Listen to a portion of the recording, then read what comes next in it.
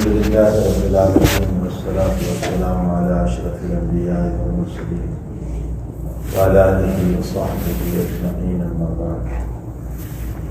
أعوذ بالله من الشيطان الرجيم. بسم الله الرحمن الرحيم. نحن نقص عليك نبأهم بالحق إنهم فتية آمنوا بربهم وزدناهم هدى وربطنا على قلوبهم إذ قاموا فقالوا ربنا رب السماوات والأرض لن ندعو من دونه إلها لقد قلنا إذا شططا هؤلاء قوم اتخذوا من دونه آلهة لا يأتون عليهم بسلطان بين فمن أظلم ممن افترى على الله كذبا. صدق اللہ العظیم. میرے معزز مسلمان بزرگوں، بھائیوں، دوستوں، عزیزوں، ایک حدیث شریف میں نبی اکرم صلی اللہ علیہ وسلم کا ارشاد ہے. آپ فرماتے ہیں، بہت غور سے سنیں، آپ فرماتے ہیں کہ اللہ جل شانہ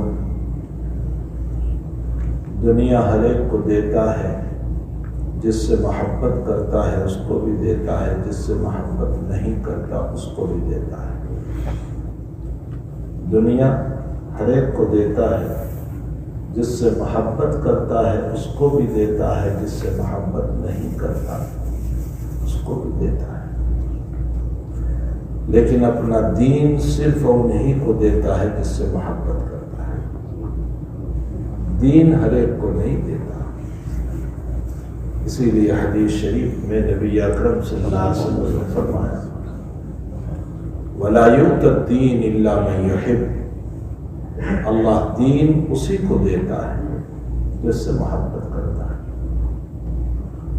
دنیا کا جاہ، دنیا کا منصب، دنیا کی جادید، دنیا کی دولت، دنیا کا مقام، دنیا کا اسٹیٹس، یہ تو ہر ایک کو اللہ دیتا ہے. آپ دیکھیں کتنے ملکوں کے پریزیڈنٹ، پرائم منسٹر ایمان نہیں ہے، لیکن اللہ نے ان کو پریزیڈنٹ بنائے ہیں، پرائم منسٹر بنائے ہیں.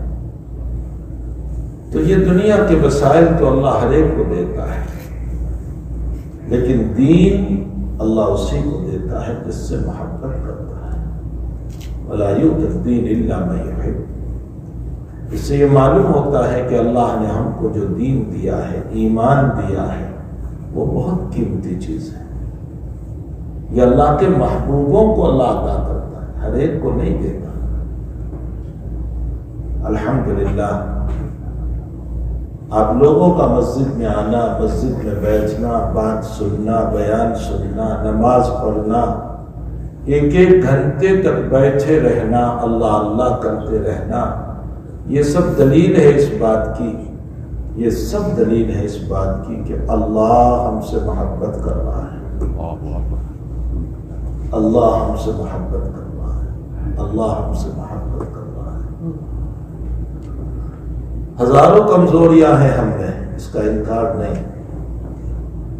ہم گنہگار بھی ہیں، کمزوریاں بھی ہیں، ہمارے بگڑے حالات بھی ہیں، یہ سب کچھ ہے. لیکن ان تمام کے باوجود اس کے ایمان کی دولت اور مسجد میں لانا، یہ اس بات کی دلیل ہے کہ وہ ہم سے محبت کرتا ہے. ورنہ وہ رب کریم وہ ہیں کہ جب جس سے محبت نہیں کرتا تو اس کا حال یہ ہے کہ ختم اللہ علی قلوبہم، وہ لوگوں کے دلوں پر ایسا مہر لگا دیتا ہے کہ پھر ان کو اللہ کا نام لیتے ہوئے بھی گھبراہٹ ہوتی. ان کو اللہ کا نام لینا اچھا نہیں لگتا، ان کو نماز پڑھنا اچھا نہیں لگتا، ان کو معمولی ذکر اچھا نہیں لگتا، جن کے دلوں پر اللہ مہر لگا دیتا. بلکہ ایک جگہ اللہ تعالیٰ فرماتے ہیں کہ میں بعض لوگوں کے دلوں پر جنگ ڈال دیتا ہوں. جنگ کا معنی ہوتا ہے جیسے لوہا اسٹیل کے اوپر زنگ چڑھ جاتا ہے، اسی طرح دلوں پر ڈال دیتا ہوں. پھر ان کا حال یہ ہے کہ کلا بل ران علی قلوبہم، ما كانوا يكسبون. پھر میں اس کو اپنے قریب نہیں بلاتا، پھر ان کو توبہ کی توفیق نہیں دیتا میں ان کو، پھر اللہ کہنے کی بھی توفیق نہیں دیتا، اللہ کہنے کی بھی توفیق. لیکن اللہ ہم سے اللہ کہنے والا ہے، نماز پڑھوا رہا ہے، مسجد میں بلا رہا ہے، کچھ ذکر کروا رہا ہے. کوئی پیسے دینے تو نہیں آتا ہے کہ چلو مسجد میں ہم آپ کو پیسے دیں گے. کوئی ہمارے گھر پہ ہدیے تحائف اور گفٹ لے کر کے تو نہیں آتا ہے کہ چلو مسجد میں ہم آپ کو دیں گے. کون لے کر آیا مسجد تک؟ وہی اللہ کے ساتھ، وہی اللہ کے ساتھ. وَلَا يُؤْتَى الدِّينَ إِلَّا مَن يُحِبُّ. اللہ دین اسی کو دیتا ہے جس سے وہ محبت کرتا ہے. یہ دلیل ہے اللہ کی محبت کی کہ اللہ تعالی ہم سے محبت کر رہا ہے. میرے ابھی ایک سفر کے اندر ایک بچے نے، بچہ کیا مطلب وہ بالغ بلوغ کے قریب تھا، اس نے مجھے کہا کہ مول صاحب بہت سارے نوجوان یہاں آئے ہوئے ہیں، کچھ ایسی بات کرتے کہ ہمیں دین کا حوصلہ پیدا ہو، ہمیں دین کا جذبہ پیدا ہو. تو میرے ذہن میں ایک صحابی کا واقعہ آیا جس کو میں یہاں نقل کر دوں. حضرت عبداللہ ذو المجادین رضی اللہ تعالیٰ، بالکل ینگ صحابی، بالکل نوجوان صحابی، نبی اکرم صلی اللہ علیہ وسلم کی خدمت میں حاضر ہوئے، ایمان لے آئے. حضرت نے دیکھا جوان ہے، ساتھی بھی نہیں ہے، کہیں کوئی ظلم نہ کر دے، مار نہ دے اس کو. حضرت نے فرمایا اپنا ایمان ظاہر نہ کرنا، چھپا کر رکھنا، کہیں تکلیف تو برداشت نہ کر سکے. لیکن وہ جب اپنے گھر گئے تو یقینی بات ہے میرے بھائیوں، ایمانی سپیڈ جب آتی ہے نا تو زندگی میں تبدیلی آ ہی جاتی ہے. یہ ایک مسلمہ مسئلہ ہے، اس کو کوئی بدل نہیں سکتا.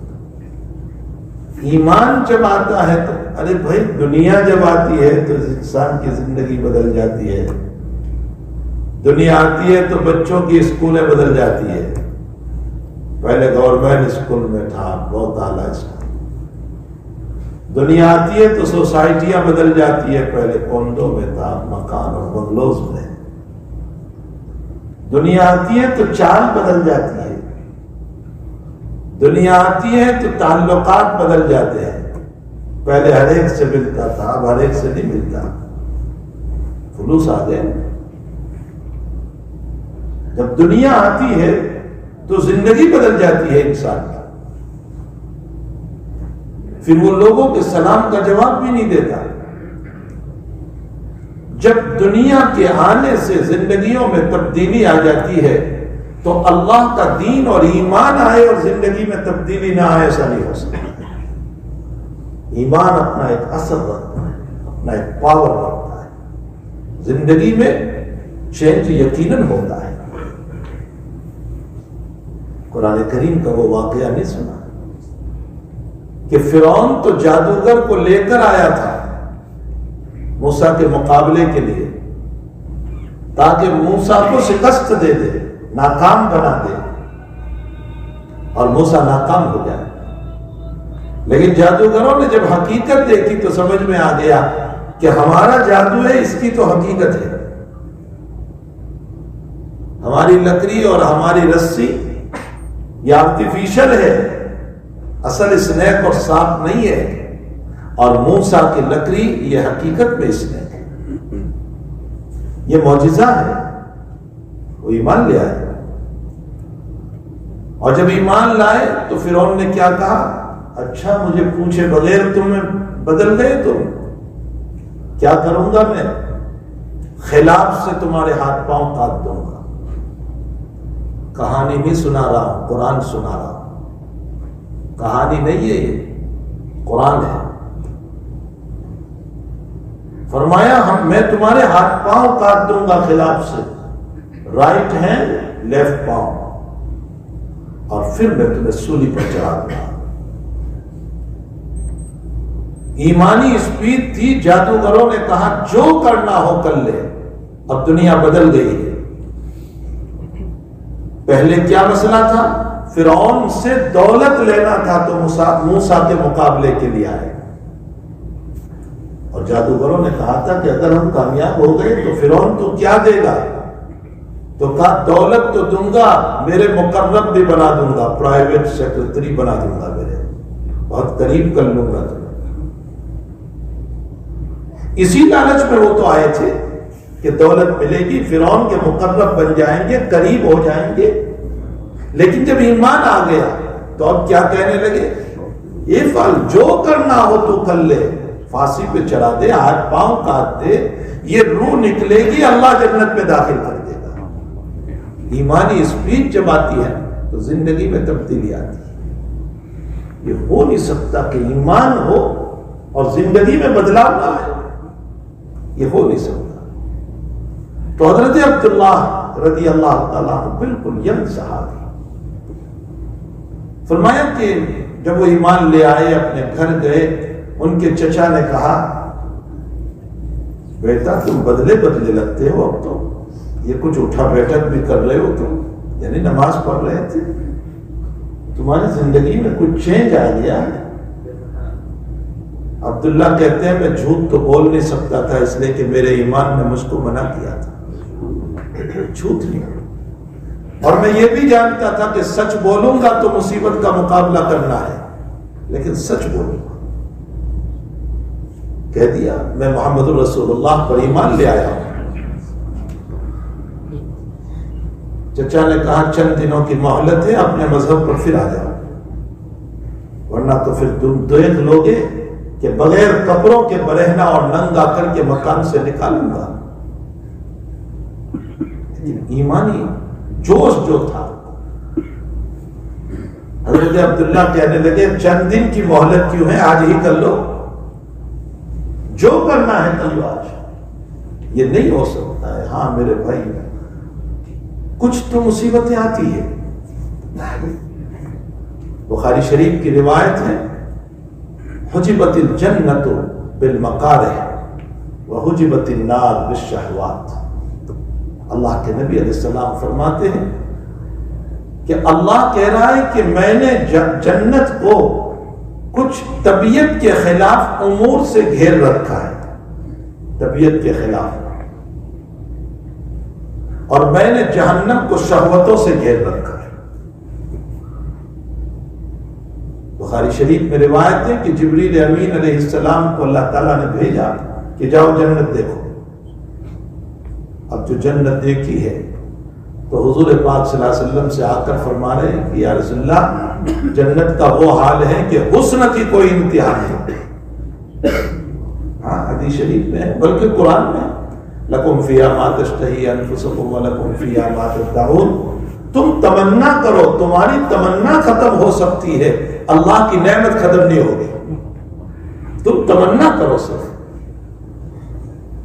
انسان کتنا حسن چاہے گا، چلیے کتنا حسن چاہے گا، اس کے حسن کی انتہا ہو جائے گی چاہنے کی، لیکن اللہ کے حسن میں کمی نہیں. ادھر انسان کی چاہت ہے، اللہ دیتا رہے گا. تو کوئی نعمت ایسی نہیں کہ جس میں اللہ کے وہاں کمی آ جائے. بندے کی چاہت تو ختم ہو سکتی ہے، اللہ کی نعمت ختم نہیں ہو سکتی. جب آپ نے دیکھا ایسی جنت کو تو کہنے لگے اس میں بڑی عجیب و غریب جنت اللہ نے بنائی ہے. اب اللہ نے فرمایا جاؤ اب دوبارہ دیکھ کر آؤ. تو دیکھا کہ چاروں طرف کچھ پردے لگے ہوئے ہیں. یہ پردے کس کے تھے؟ دنیا میں اللہ نے جن چیزوں کو حرام کیا ہے اس کے پردے لگے ہوئے تھے. فرمایا اس کو تھوڑا سا مان لو. ہاں میرے بھائیو اس کو تھوڑا سا مان لو. چھوڑنے میں تکلیف تو ہوگی. یہ آنکھیں جو ہمیشہ گناہوں میں مبتلا رہی، اس کو اجنبی عورت سے بچانے میں تکلیف تو یقیناً ہوگی، لیکن فرمایا تم خواہشات کو قربان کر لو، پھر میں تمہارے لیے جنت کو قربان کر دوں گا. تھوڑی سی تکلیف تو ہوگی. اور پھر برسوں کی محبت غلط، فاسد محبت، فسق والی محبت، اس کو چھوڑنے میں تو اور بھی تکلیف ہوگی، لیکن فرمایا اس کو چھوڑ دو تو جنت کے حصول کے لیے تھوڑی سی تکلیف تو ہوگی، لیکن یہ تکلیف حقیقت میں تکلیف نہیں۔ نبی علیہ الصلوۃ والسلام فرماتے ہیں جنت کو چاروں طرف سے کوردن کر لیا ہے ان حرام کاموں سے کہ جس سے بچنے پر اور اللہ کے فرمودات کے چلنے پر جنت ملے گی، اور جہنم کو گھیر رکھا ہے شہوتوں سے، شہوت کرے گا پیچھے جہنم ہے، شہوت کرے گا پیچھے جہنم۔ www.attableek.com The تو Revival اس of میں کوئی Iman. شک نہیں کہ دنیا میں اللہ کی اس جنت کے حصول کے لیے کچھ تو مسائل برداشت کرنے پڑیں گے، کچھ تو دنیا کی چیزوں کو حاصل کرنے کے لیے انسان کتنی مصیبتیں جھیلتا ہے، کتنی پریشانیاں جھیلتا ہے۔ آپ دیکھیں اسنو پڑ رہا ہے، اسنو، اور اس میں بھی جاب چھوڑ نہیں سکتا ہوں۔ عید کا دن ہے اور مسئلہ پوچھ رہے ہیں بل صاحب مجھے صبح کو جانا ہے جاب پر اور عید کی نماز میں ٹائم نہیں ہے میرے پاس، پڑھوں یا نہ پڑھوں؟ یعنی عید کی نماز قربان کر سکتا ہوں، جاب قربان نہیں کر سکتا۔ دیکھیں دنیا کے لیے انسان جو ہے کتنا مرا جا رہا ہے، تو کیا دین کے لیے ہم تھوڑی سی قربانی دے دیں تو پھر اللہ کی چاہت والی جنت ملے گی یا نہیں؟ یقیناً ملے گی۔ لکم فیہا ما تشتہی الانفس وتلذ الاعین وانتم فیہا خالدون، تم ہمیشہ رہو گے، کبھی تمہیں نکالا نہیں جائے گا۔ تو حضرت عبداللہ رضی اللہ تعالیٰ عنہ کو چچا نے کہا بھتیجے چند دن کی مہلت ہے، اپنے باپ کے مذہب کو دوبارہ قبول کر لے ورنہ گھر سے برہنہ کر کے نکالوں گا بغیر کپڑوں کے۔ ایمان آ چکا تھا، میں نے بتایا جب دنیا اور دولت آتی ہے تو زندگی میں تبدیلی آ جاتی ہے، چلنے کے نظام بدل جاتے ہیں، شان بدل جاتی ہے، ملاقاتوں کے انداز بدل جاتے ہیں، بات کے تیور بدل جاتے ہیں۔ پیسوں کے بعد جو تیور ہوتے وہ اور ہے اور پیسوں سے پہلے کچھ اور ہے۔ اسکول بدل جاتی ہے، مکانات تبدیل ہو جاتے ہیں، تو پھر دین آتا ہے تو کیوں نہیں ہوگا؟ حضرت عبداللہ نے فرمایا چند دن کی مہلت نہیں، آج ہی جو کرنا ہو کر لو۔ تو پھر کیا کیا؟ چچا نے بالکل کپڑے اتروا دیے اور کہا گھر سے نکل دو۔ ماں کو رحم آ گیا کہ میرا بچہ بغیر کپڑوں کے۔ ماں نے چپکے سے خمار دیا۔ خمار ہمارے طرح کا چھوٹا سا دوپٹہ نہیں ہوتا تھا عرب میں، عرب میں بڑا کپڑا عورتیں ڈالتی تھی، لیکن کپڑے ڈالنے کا انداز کیا تھا؟ یہ تھا، عرب کی عورتیں اس طرح ڈالتی تھی پیچھے، یہ کپڑے ڈالنے کا ان کا انداز تھا۔ قرآن کریم میں اللہ تعالیٰ نے آیت اتاری علی جیوبہن، اللہ نے فرمایا اپنے سینے پر کپڑا ڈالو تاکہ تمہارے بدن کا ابھار نظر نہ آئے، اپنے گلے پر کپڑا دوپٹہ اور خمار ڈال لو تاکہ گلا تمہارا کھلا ہوا نظر نہ آئے۔ وَلْيَضْرِبْنَ کیا ہے خمورہن علی جیوبہن، جیب اس کو بولتے ہیں، یہ جیب ہے۔ جیب کا معنی سوراخ، اس جیب کو جیب اسی لیے کہتے ہیں کہ یہ بھی سوراخ ہے، اس کو جیب کہا گیا۔ فرمایا کہ آگے ڈالو تاکہ تمہارا سینہ بھی محفوظ رہے اور تمہارا گریبان بھی محفوظ رہے، اجنبی کی نظر تم پر نہ پڑے، ورنہ تم جو ہے تبلیغ الشر کرنے والی ہو جاؤ، برائی کی تبلیغ کرنے والی ہو جاؤ۔ تو ماں کی بڑی اوڑھنی تھی، ماں نے دے دی،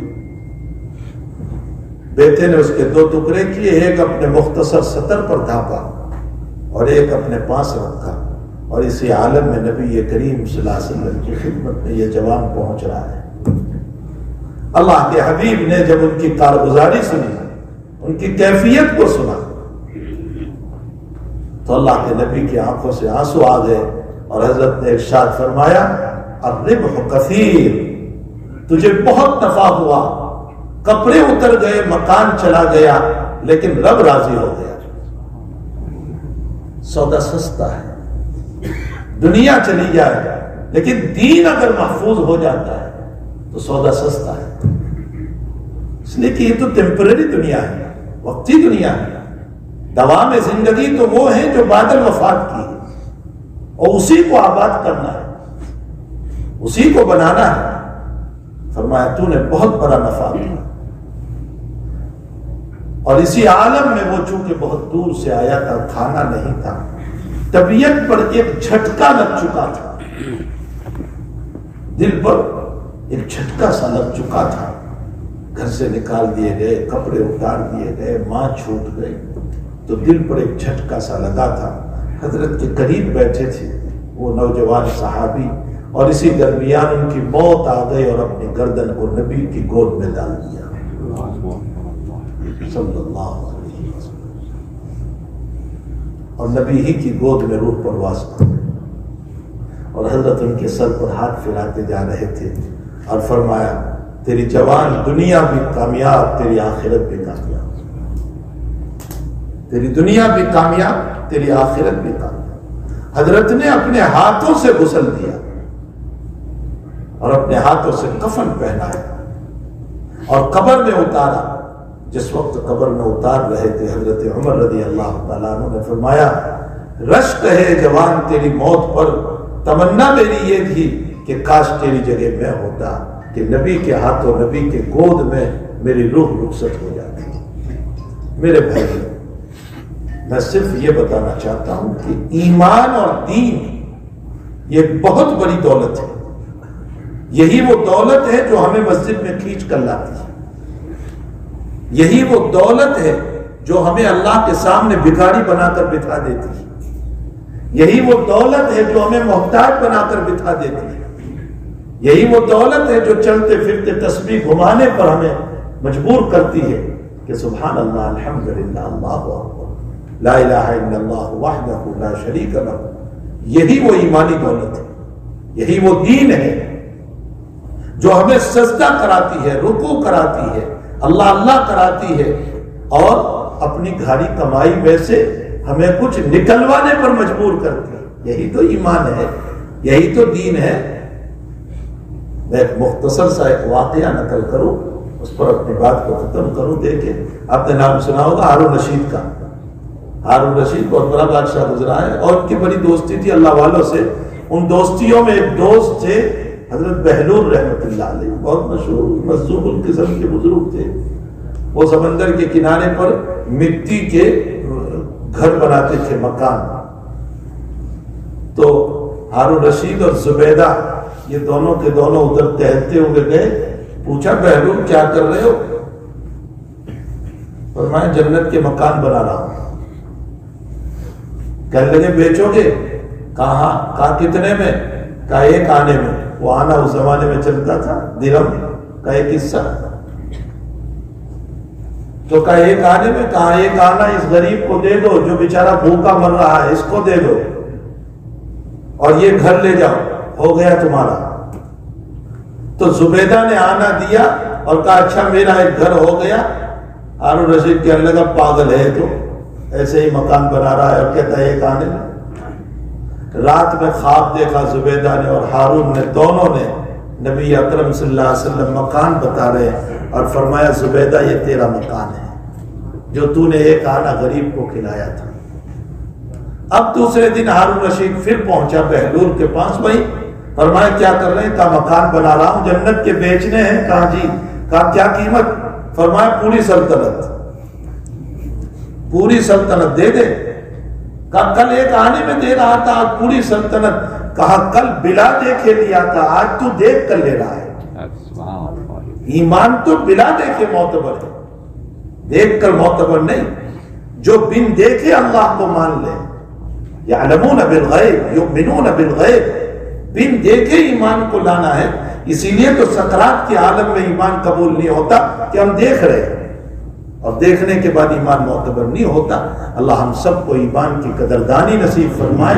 یہی دین ایمان کا جذبہ ہے کہ ہم سب مسجد میں آتے ہیں، دین کی باتیں سنتے ہیں، نمازیں پڑھتے ہیں، اللہ کے راستے میں خرچ کرتے ہیں۔ اس میں اور روشنی پیدا کیجئے اور اپنے ایمان کو تازہ کیجئے اور اپنے ایمان میں نماز، روزہ، زکوٰۃ وغیرہ سے اضافہ کیجئے اور دین کی باتوں کو سن کر اپنے دل کو منور کرے۔